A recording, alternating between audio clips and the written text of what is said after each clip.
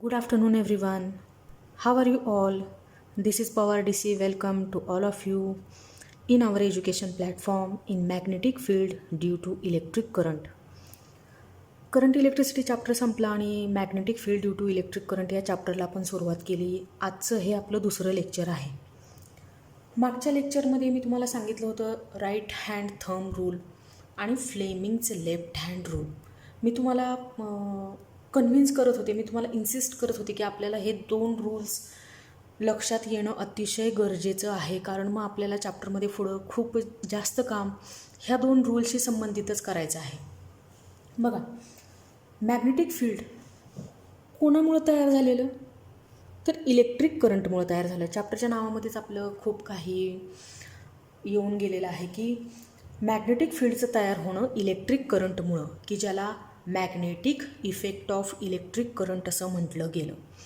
एखाद्या कंडक्टरमधून current flow होतो आहे आणि काहीच घडलं नाही असं नाही, तर त्या कंडक्टरमधून फ्लो होणाऱ्या करंटमुळं त्या कंडक्टरच्या आजूबाजूला मॅग्नेटिक फील्ड तयार होतं. बघा, या युनिवर्समध्ये ज्या वस्तूच्या आजूबाजूला मॅग्नेटिक फील्ड तयार होतं अशी एकच वस्तू आहे, ती म्हणजे मॅग्नेट, ज्याला आपण मॅग्नेटिक डायपोल असं सुद्धा म्हणतो. मग हॅन्स क्रिस्टियन ओरस्टेड हा माणूस असा विचार करत होता की ह्या जगामध्ये, ह्या युनिवर्समध्ये फक्त एकच अशी वस्तू आहे जी मॅग्नेटिक फील्ड तयार करू शकते, दुसरं काहीच नाही की ज्याच्या मदतीने मी मॅग्नेटिक फील्ड तयार करू शकेल. आणि त्यांनी केलेल्या लार्ज नंबर्स ऑफ एक्सपेरिमेंटचं कन्क्लुजन म्हणजेच magnetic effect of electric current. त्यांनी लार्ज नंबर्स ऑफ एक्सपेरिमेंट करत असताना की जे इलेक्ट्रिक करंटशी संबंधित आहे, त्यांच्या असं लक्षात आलं की कंडक्टरमधून फ्लो होणारा करंट सराउंडिंग स्पेसला मॅग्नेटिक फील्ड तयार करतो. म्हणजेच काय, तर हा करंट कॅरिंग कंडक्टर मॅग्नेटसारखं बिहेव करतो. बघा, जी वस्तू मॅग्नेटिक फील्ड तयार करते सराउंडिंग स्पेसला, तिला आपण काय म्हणतो, मॅग्नेट. मग एका करंट कॅरी करून नेणाऱ्या कंडक्टरने जर सराउंडिंग स्पेसला मॅग्नेटिक फील्ड तयार केलं, तर मी त्या करंट कॅरिंग कंडक्टरला काय म्हणेल, तर मॅग्नेट म्हणेल, हो की नाही. म्हणजे तो करंट कॅरी करून येणारा कंडक्टर करंट कॅरिंग कंडक्टर नाही राहिला. आता त्याचं कन्व्हर्जन कशामध्ये झालं आहे, तर त्याचं कन्व्हर्जन एका मॅग्नेटमध्ये झालं आहे. का, तर तो करंट कॅरिंग कंडक्टर सराउंडिंग स्पेसला मॅग्नेटिक फील्ड तयार करतो आहे. येतं आहे का लक्षात तुमच्या. A straight conductor carrying a current produces magnetic field in its surrounding space is called magnetic effect of electric current.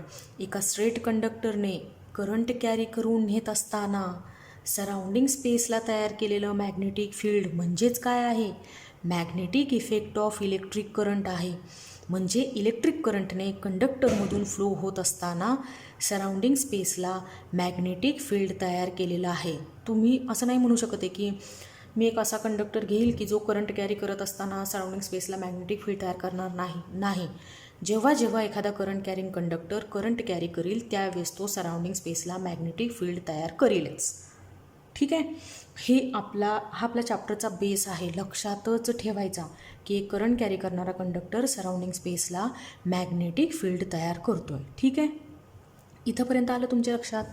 ओरस्टेडने या मॅग्नेटिक फील्डची मॅग्नेट्यूड फाइंड आउट करण्यासाठीचा फॉर्म्युला नाही दिला. नंतरच्या काळामध्ये आलेले बायट अँड सावर्ट्स आणि ॲम्पियरने हे मॅग्नेटिक फील्ड फाइंड आउट करण्यासाठीचे फॉर्म्युले आपल्याला दिलेले आहेत. त्याबद्दल आपण पुढं चॅप्टरमध्ये अजून बोलणारच आहोत. बायट अँड सावर्ट्स लॉ आपल्याला शिकायचं आहे, ॲम्पियर्स लॉ आपल्याला शिकायचं आहे.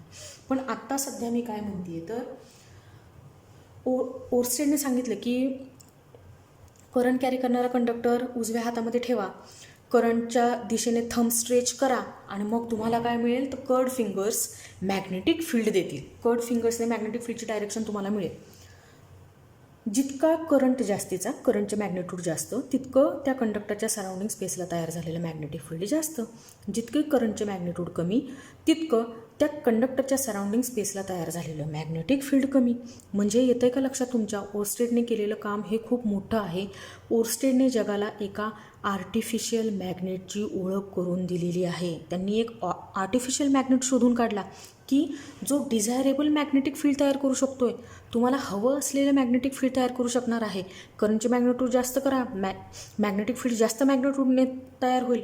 इलेक्ट्रिक करंटची मॅग्नेट्यूड कमी करा, मॅग्नेटिक फील्ड मॅग्नेट्यूडने कमी तयार होईल. म्हणजे आपल्याला हवं असलेल्या मॅग्नेट्यूडचं मॅग्नेटिक फील्ड मला तयार करता येतं with the help of magnetic effect of electric current. कळतंय? मग राईट हँड थंब रूलने काय मिळालं तर करंटची आणि मॅग्नेटिक फील्डची डायरेक्शन, कंडक्टरमधून फ्लो होणाऱ्या करंटमुळे तयार झालेलं मॅग्नेटिक फील्ड फाइंड आउट करण्यासाठी आपल्याला मदत करतोय राईट हँड थंब रूल. कळतंय? आणि मागच्या लेक्चरमध्ये आपण डिस्कस करत होतो Fleming's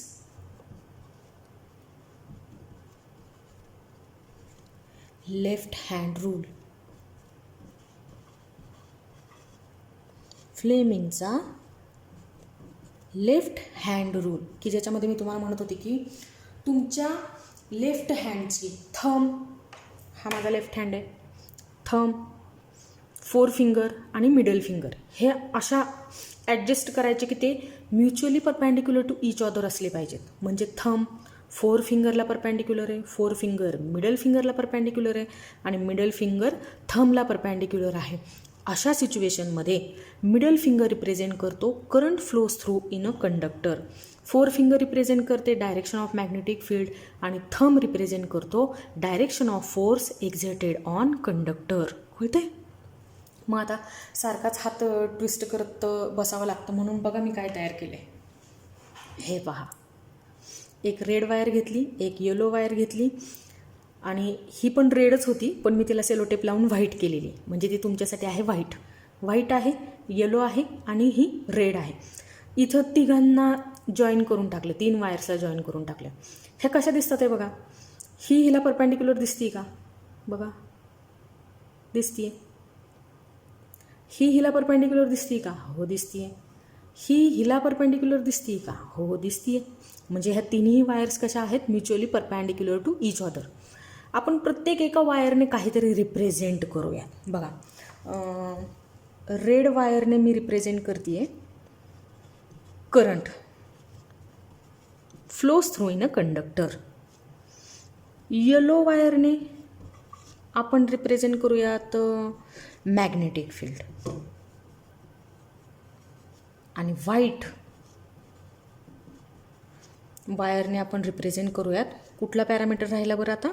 force acting on conductor. ठीक आहे? मग बघा,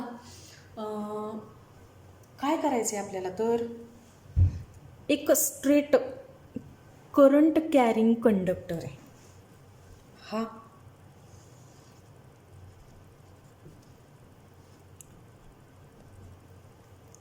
करंट कॅरिंग कंडक्टर आहे.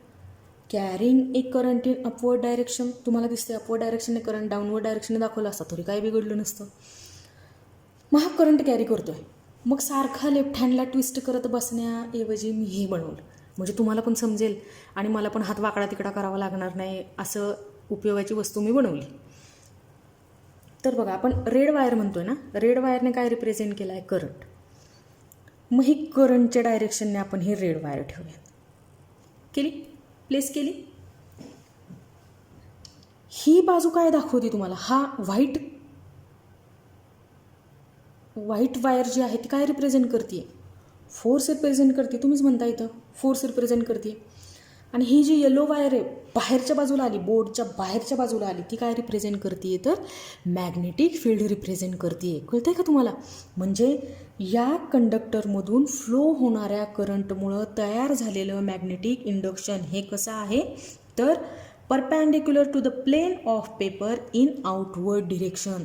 ते पेपर म्हणजे हा बोर्डचा प्लेन हा आहे ना, मग ह्या प्लेनमध्ये नाही गेलं ते मॅग्नेटिक इंडक्शन, ते मॅग्नेटिक इंडक्शन बाहेरच्या बाजूला आलं आणि शिवाय ते कसं आहे त्या प्लेनला परपॅन्डिक्युलर आहे. बघा इथं दिसतं ना मला, हो की नाही?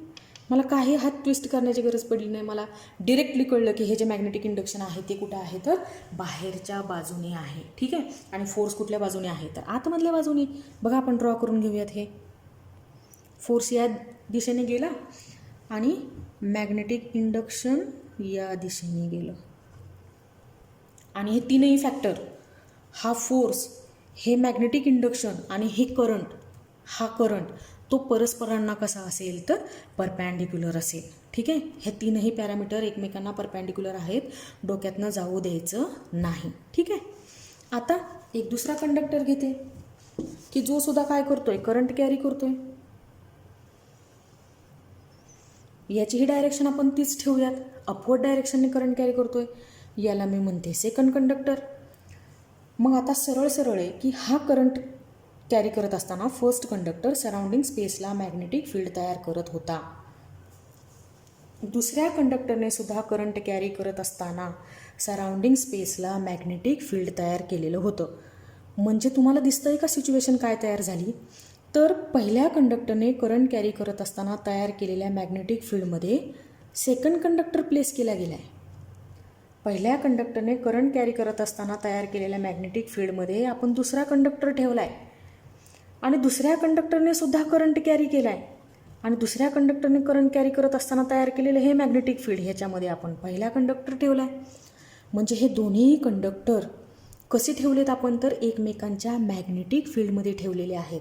म्हणजे तुमच्या लक्षात येतं आहे का, हे जे मॅग्नेटिक फील्ड आपण दाखवतोय हे मॅग्नेटिक फील्ड या कंडक्टरमुळे तयार झालेलं मॅग्नेटिक फील्ड आहे आणि हा जो फोर्स आहे तो या कंडक्टरने, या फर्स्ट कंडक्टरने सेकंड कंडक्टरवर एक्झर्ट केलेला फोर्स आहे. एकमेकांच्या मॅग्नेटिक फील्डमध्ये असलेले हे जे दोन कंडक्टर आहेत, पहिल्या कंडक्टरच्या या पॉईंटवर बघा, दुसऱ्या कंडक्टरने करंट कॅरी करत असताना तयार केलेलं मॅग्नेटिक फील्ड या पॉईंटला, की ज्याला आपण मॅग्नेटिक इंडक्शन असं म्हणतोय, त्या मॅग्नेटिक इंडक्शनची डायरेक्शन कशी तुम्ही मगाशी बघितली की ती कशी आहे, अपवर्ड डायरेक्शनने आहे. हो की नाही, वरच्या बाजूला आहे आणि कशी आहे तर पेपरच्या बाहेर निघणारी आहे, आउटवर्ड डायरेक्शनने आहे. म्हणजे इथं जे मी तुम्हाला अपवर्ड दाखवते तो कुठं आहे तर तुमच्याकडे येणार मॅग्नेटिक इंडक्शन आहे. ते मॅग्नेटिक इंडक्शन हे असेल बाहेर आहे. करंट कुठं जातोय, वरच्या बाजूला. फोर्स, पहिल्या कंडक्टरने करंट कॅरी करत असताना एक्झर्ट केलेला फोर्स टुवर्ड्स सेकंड कंडक्टर मी लिहिते F1 बार. पहिल्या कंडक्टरने एक्झर्ट केला ना, म्हणून त्याला F1 बार असं एक्झर्ट करूया. आणि या पॉईंटला जे मॅग्नेटिक इंडक्शन एक्झर्ट केलं गेलं, जे मॅग्नेटिक इंडक्शन तयार झालं ते दुसऱ्या कंडक्टरने करंट कॅरी करत असताना तयार केलेलं मॅग्नेटिक इंडक्शन आहे. म्हणून त्याला आपण B2 बारने रिप्रेझेंट करतो आहे, की जे अपवर्ड डायरेक्शनने दिसतंय. म्हणजे कसं आहे तर बाहेरच्या बाजूला येणार आहे. ठीक आहे. आता इथं येऊयात. इथं काय करतो आहे, दुसरा कंडक्टरसुद्धा करंट कॅरी करून घेऊन चालला आहे इन अपवर्ड डायरेक्शनने. याला I1 म्हणूयात, याला I2 म्हणूयात. फोर्स कसा येईल बघा,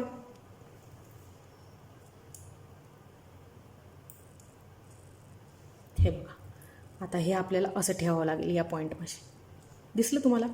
रेड वायर काय दाखवते तुम्हाला तर डायरेक्शन ऑफ करंट दिसली. ही डायरेक्शन ऑफ करंट आहे ना, इथं ही रेड वायर असेल. मॅग्नेटिक इंडक्शन कोण दाखवते, ही येलो वायर, पण ही आतमधल्या बाजूला गेली. बोर्डच्या आतमधल्या बाजूला हे मॅग्नेटिक इंडक्शन तयार होत आहे. म्हणजे ते कसं आहे, इथं ते डाऊनवर्ड डायरेक्शनने दिसतंय ना, पण ते कसं आहे तर आतमधल्या बाजूला आहे, ते इनवर्ड आहे. आणि ही जी व्हाईट वायर आहे त्या व्हाईट वायरने काय रिप्रेझेंट करण्याचं काम केलेलं आहे तर फोर्स रिप्रेझेंट करण्याचं काम केलेलं आहे. म्हणजे इथं मी Fleming's left hand rule apply केला आणि मला कळलं की येलो वायरने दाखवलं मॅग्नेटिक इंडक्शन आतमधल्या बाजूला, रेड वायरने दाखवला करंट अपवर्ड डायरेक्शनने, आणि फोर्स व्हाईट वायरने दाखवला कुठं तर टुवर्ड्स फर्स्ट कंडक्टर. म्हणजे अशा पद्धतीने जर आपण विचार करत असू तर आपल्याला Fleming's left hand rule easily apply करता येऊ शकतो आहे आणि आपल्याला समजू शकते पहिल्या कंडक्टरने करंट कॅरी करत असताना तयार केलेलं मॅग्नेटिक इंडक्शन कुठं तर ह्या सेकंड कंडक्टरच्या कोणत्याही एका पॉईंटवर, की जे कसं आहे तर इथं जरी डायग्रॅममध्ये तुम्हाला ते डाऊनवर्ड डायरेक्शनने मी दाखवलेला आहे तो ॲरो, तरी तुम्हाला ते माहीत असायला पाहिजे की ते कसं आहे perpendicular to the plane of board. बोर्डला ते कसं आहे परपॅन्डिक्युलर आहे. म्हणजे ह्या प्लेनमध्ये नव्हतं, ते आतमधल्या बाजूला निघून गेलं ना, म्हणजे ते कसं आहे तर परपॅन्डिक्युलर आहे. आणि शिवाय कसं आहे तर इनवर्ड डायरेक्शनने आहे, म्हणजे आतमध्ये जाणार आहे. आणि हे जे मॅग्नेटिक इंडक्शन आहे ते मॅग्नेटिक इंडक्शन या सेकंड कंडक्टरने कॅरी केलेल्या I2 करंटमुळं तयार झालेलं मॅग्नेटिक इंडक्शन आहे. कुठं? ॲट धिस पॉईंट, ह्या पॉईंटला तयार झालेलं मॅग्नेटिक इंडक्शन. दुसऱ्या कंडक्टरने करंट कॅरी करत असताना तयार केलेलं मॅग्नेटिक इंडक्शन, म्हणून मी त्याला रिप्रेझेंट केलं B2 बारने. ठीक आहे. पहिल्या कंडक्टरच्या मॅग्नेटिक फील्डमुळे तयार झालेलं मॅग्नेटिक इंडक्शन ज्याला मी रिप्रेझेंट केलं आहे B1 बारने. ठीक आहे. म्हणजे इथं तुम्ही बघा, ज्यावेळेस मला करंट आणि मॅग्नेटिक इंडक्शन दोघांच्याच डायरेक्शन पाहायचे होते त्यावेळेस right hand thumb rule sufficient असतो. पण करंट, मॅग्नेटिक इंडक्शन आणि फोर्स ह्या तिघांचा ज्यावेळेस आपल्याला विचार करायचा असतो त्यावेळेस मात्र आपल्याला काय वापरावा लागतो? फ्लेमिंग्ज लेफ्ट हँड रूल वापरावा लागतो. बरोबर की नाही? आणि पहिल्या कंडक्टरने दुसऱ्या कंडक्टरवर एक्झर्ट केलेल्या फोर्सचे मॅग्नेट्यूड, दुसऱ्या कंडक्टरने पहिल्या कंडक्टरवर एक्झर्ट केलेल्या फोर्सचे मॅग्नेट्यूड फाइंड आउट करण्यासाठीचा फॉर्म्युला आपण पुढं जसजसा चॅप्टर पुढं जाईल तसं तुम्हाला डिस्कस करणारच आहोत आपण त्याच्यावरती. तिथं तुम्हाला ते शिकायला मिळेलच. इथं मी तुम्हाला हे कशासाठी सांगितलं की फ्लेमिंग्ज लेफ्ट हँड रूल आपल्याला का महत्त्वाचा आहे, तर करंट, मॅग्नेटिक इंडक्शन आणि फोर्स ह्या तिघांची डिरेक्शन मिळवण्यासाठी आपल्याला कोण मदतीचा ठरतो आहे, तर फ्लेमिंग्ज लेफ्ट हँड रूल. ठीक आहे. आता ह्या चॅप्टरच्या अनुषंगानेच बोलूयात. आपल्याला माहीत झालं की ओरस्टेडने आर्टिफिशियल मॅग्नेट बनवला आणि खूप मोठी देणगी जगाला मिळाली की आपल्याला हवं असलेलं magnetic field with the help of electric current आपल्याला तयार करता येऊ लागलं. इलेक्ट्रोस्टॅटिक आपण चॅप्टर शिकलो होतो. त्या इलेक्ट्रोस्टॅटिक चॅप्टरमध्ये आपण म्हणत होतो की चार्जेस कसे आहेत, तर रेस्टला आहे. तो रेस्टला जरी असला तरी मला कळलं की ते दोन्ही चार्जेस स्टॅटिक पोझिशनला असले, रेस्टला असले तरी ते त्यांच्या आजूबाजूला असलेल्या चार्जेसवर फोर्स एक्झर्ट करतात आणि ते इतरही चार्ज त्या एका चार्जवर फोर्स एक्झर्ट करतात.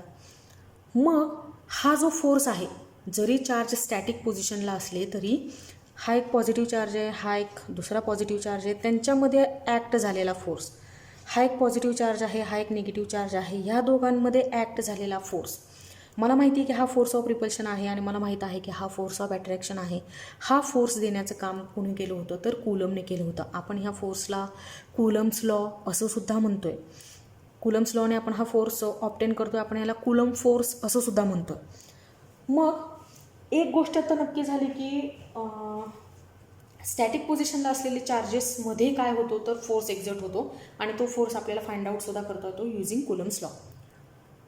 त्याच्यानंतरच्या चॅप्टरमध्ये करंट इलेक्ट्रिसिटीमध्ये आलो. इथं आता जो चार्ज म्हणत होतो आपण तो ॲक्च्युली आपला इलेक्ट्रॉन आहे, म्हणजे एक निगेटिव्हली चार्ज पार्टिकल आहे की जो कंडक्टरमधून मूव्ह झाला तर मी असं म्हणते की त्या कंडक्टरमधून करंट फ्लो होतो आहे. म्हणजे electrons in motion constitute electric current, अशी सिच्युएशन तयार होते. इलेक्ट्रोस्टॅटिकमध्ये चार्ज हलत नव्हते, स्टॅटिक पोझिशनला होते. करंट इलेक्ट्रिसिटीमध्ये मात्र काय व्हायला लागला, तर चार्ज मूव्ह व्हायला लागला आणि त्याच्या मोशनमध्ये येण्यामुळं, इलेक्ट्रॉनच्या मोशनमध्ये येण्यामुळं कंडक्टरमधून करंट फ्लो व्हायला लागला. Isn't it?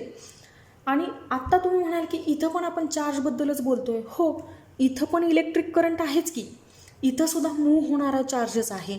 पण तो मूव्ह होणारा चार्ज मॅग्नेटिक फील्डमधून मूव्ह होतोय, तसाच तो इलेक्ट्रिक फील्डमधून सुद्धा मूव्ह होतोय. म्हणजे तो एकाच वेळेस मॅग्नेटिक फील्डमधून आणि इलेक्ट्रिक फील्डमधून सुद्धा मूव्ह होणार आहे. मग बघा, आपण म्हणतोय की मॅग्नेटिक फील्ड हे काय असतं, तर एक प्रकारचा फोर्स आहे. इलेक्ट्रिक फील्ड हा काय आहे, तर एक प्रकारचा फोर्स आहे. म्हणजे आता जर तो चार्ज पार्टिकल इलेक्ट्रिक फील्ड आणि मॅग्नेटिक फील्ड अशा दोन्ही फील्डमधून मूव्ह होत असेल तर हे दोन्ही फील्ड त्या चार्जवर फोर्स एक्झर्ट करत असतील. बरोबर आहे ना? आणि तो फोर्स आपल्याला काय करायचा आहे, फाइंड आउट करायचा आहे.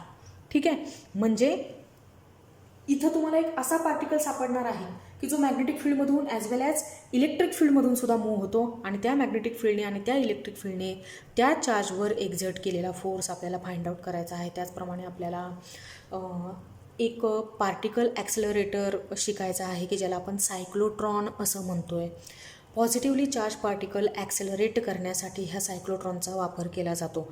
तोही आपल्याला ह्या फ्लेमिंग्ज लेफ्ट हँड रूलच्या मदतीने सोपा जाणार आहे की इलेक्ट्रिक फील्ड कोणत्या डायरेक्शने आहे, मॅग्नेटिक फील्ड कोणत्या डायरेक्शने आहे. ॲक्च्युली मॅग्नेटिक फील्डमधून मूव्ह होणारा जो पार्टिकल असतो, मोशनमध्ये आहे म्हणजे त्याला व्हेलॉसिटी असेल, तर ती व्हेलॉसिटी काही त्या मॅग्नेटिक फील्डकडून अफेक्ट केली जात नाही. मात्र त्याची जी डायरेक्शन ऑफ मोशन आहे ना ती चेंज करण्याची एबिलिटी कोणामध्ये आहे, मॅग्नेटिक फील्डमध्ये आहे. ठीक आहे. मग अशा खूप साऱ्या गोष्टी आहेत की जे आपण या चॅप्टरमध्ये शिकणार आहोत. तर मी तुम्हाला पुन्हा एकदा सांगते की आपल्याला लक्षात ठेवणं काय गरजेचं आहे की करंट, फोर्स आणि मॅग्नेटिक इंडक्शन ह्या सगळ्या क्वांटिटीज परस्परांना कशा आहेत तर परपॅन्डिक्युलर आहेत. त्या तयार होत असताना पण एकमेकांना परपॅन्डिक्युलर अशाच तयार होतात. बघा ना, करंट या डायरेक्शनने गेला, फोर्स या डायरेक्शनने गेला आणि मॅग्नेटिक इंडक्शन बाहेरच्या डायरेक्शनने आलं की जे करंट आणि फोर्सच्या प्लेनमध्ये नव्हतं. म्हणजे ह्या तीनही गोष्टी एकमेकींना कशा झाल्या तर परपॅन्डिक्युलर झाल्या. इथं सुद्धा दुसऱ्या कंडक्टरच्या बाबतीत सुद्धा तसंच झालं. आणि फ्लेमिंग्ज लेफ्ट हँड रूलच्या मदतीने मला फोर्स, मॅग्नेटिक इंडक्शन आणि करंटचे डायरेक्शन कोणत्या दिशेने आहे ते मला कळतं. त्याचबरोबर तुम्हाला हेही लक्षात ठेवणं गरजेचं आहे की ही जी फोर्सची डायरेक्शन आहे ही ठरवते की सेम डायरेक्शनने करंट कॅरी करणारे दोन कंडक्टर एकमेकांवर फोर्स ऑफ अट्रॅक्शन एक्झर्ट करतात. अपोजिट डायरेक्शनने सपोज हा वरच्या दिशेने चालला असता आणि हा खालच्या दिशेने चालला असता तर त्यांच्यामध्ये एक्झर्ट होणारे हे फोर्स असे नसते. आणि हे फोर्स असे नाहीत. हे मला कोणी सांगितलं असतं तर फ्लेमिंगच्या लेफ्ट हँड रूलने सांगितलं असतं. हा फोर्स बाहेरच्या बाजूला गेला असता, हा फोर्स बाहेरच्या बाजूला गेला असता. म्हणजे दोन्ही कंडक्टर परस्परांपासून वेगळे होत आहेत असं मला दिसलं असतं. आणि तिथं मला कळलं असतं की जर डायरेक्शन अपोजिट असेल आणि दोन कंडक्टर करंट कॅरी करतात आहे इन अपोजिट डायरेक्शन आणि ते नेबरिंग सिच्युएशनमध्ये असतील, त्यांना आपण शेजारी शेजारी प्लेस केलेलं असेल तर अशा सिच्युएशनमध्ये ते एकमेकांवर फोर्स ऑफ रिपल्शन एक्झर्ट करतात. ते एकमेकांना परस्परांपासून काय करतात तर दूर ढकलतात. आणि हे मी कशामुळे सांगू शकले तर हे मी फ्लेमिंग्स लेफ्ट हँड रूलमुळे सांगू शकले. ठीक आहे. हे सगळं एक्सपेरिमेंटल आहे. सायंटिस्ट लोकांनी एक्सपेरिमेंट करून करून करून करून हे डिसाईड केलेलं आहे की सेम डायरेक्शनने करंट कॅरी करणारे कंडक्टर काय करतील तर अट्रॅक्ट होतील. मग अट्रॅक्ट का होतील तर त्याचं रिझन देत असताना आपण देतो की फोर्सेस आहेत की जे एकमेकांकडे ओढत आहेत कंडक्टरला आणि म्हणून त्यांच्यामध्ये काय एक्झर्ट होतो तर फोर्स ऑफ अट्रॅक्शन एक्झर्ट होतो आहे. जर सेम डायरेक्शनने नसतील, अपोजिट डायरेक्शनने असतील तर त्यांच्यामध्ये काय होतं होतं फोर्स ऑफ रिपल्शन एक्झर्ट होतो आहे. ह्या सगळ्या एक्सपेरिमेंटल गोष्टी आहेत आणि आपण शिकत असताना मात्र त्याचा काय करतो आहे तर ॲज अ थिअरी फॉर्ममध्ये आपण त्यांना शिकतो आहे. ठीक आहे. तर या चॅप्टरला आपल्याला असंच पुढे घेऊन जायचं आहे. नेक्स्ट व्हिडिओमध्ये आपल्याला मॅग्नेटिक फोर्स आणि लॉरेन्ट्झ फोर्स कशाला म्हणतात ते पाहायचं आहे. अतिशय महत्त्वाचा असा तो पॉईंट आहे. आणि आत्तापुरतं तुमच्या डोक्यात राहणं गरजेचं आहे magnetic effect of electric current. ठीक आहे. पुन्हा एकदा सांगू, ए straight conductor carrying a current produces magnetic field in it surrounding space is called magnetic effect of electric current. आणि त्यानंतर राईट हँड थंब रूल आणि त्याच्यानंतर फ्लेमिंग्स लेफ्ट हँड रूल. राहील लक्षात एवढं. ठीक आहे. तर मी हे जे काही बनवलं होतं असं बघा, तुम्हाला काही जमलं तर 3 वायर थोड्याशा अशा कडक वायर्स घ्यायच्या म्हणजे त्या हलत नाहीत. आपली बोटं पण बऱ्याचदा दुखून येतात, आपल्याला हात असा ट्विस्ट करता येत नाही आणि अडचण तयार होते. म्हणून मग मी हे असले शोध लावत बसते काहीतरी. बघा मला लागला, तुम्हाला पण अजून काय वेगळा शोध लागला तर. ठीक आहे. मग भेटूयात आपल्या पुढच्या लेक्चरमध्ये. तोपर्यंत टेक केअर. बाय.